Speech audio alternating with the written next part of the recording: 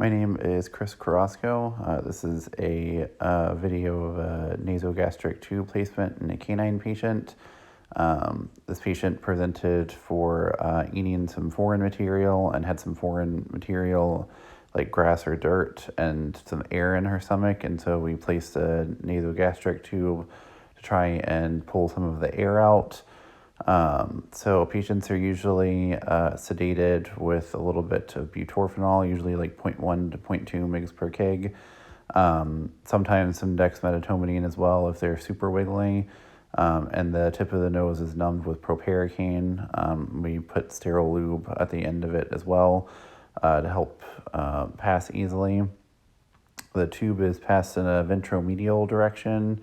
And is pre-measured. Measurements are on the side, and so you just feed the tube ventromedially. There should be no resistance or little resistance, and just keep an eye on where that number is at on the side to know where you're at.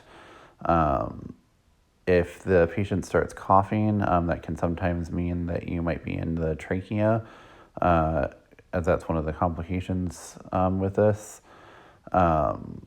Once you get down to the pre-measured mark, it's usually a good sign if the patient is swallowing. So the holder usually has their hands around their throat to see if they're swallowing during. It's a good sign that you're going into the stomach.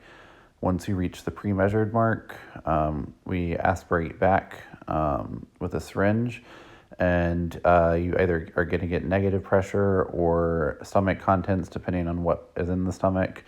Or air or gas, if it happens to be that.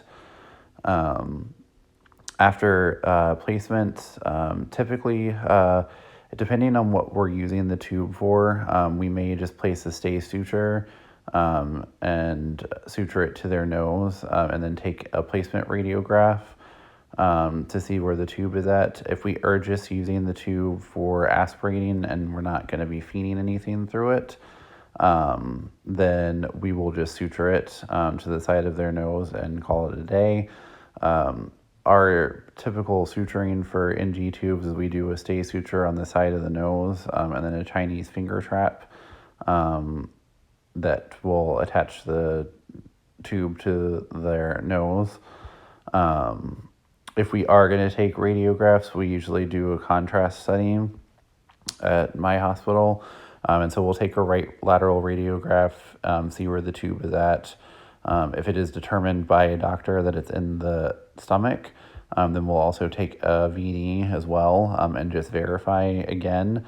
And after those have been verified by a clinician, then we will usually we'll pass contrast in dogs, usually just air in cats, and then take a right lateral radiograph.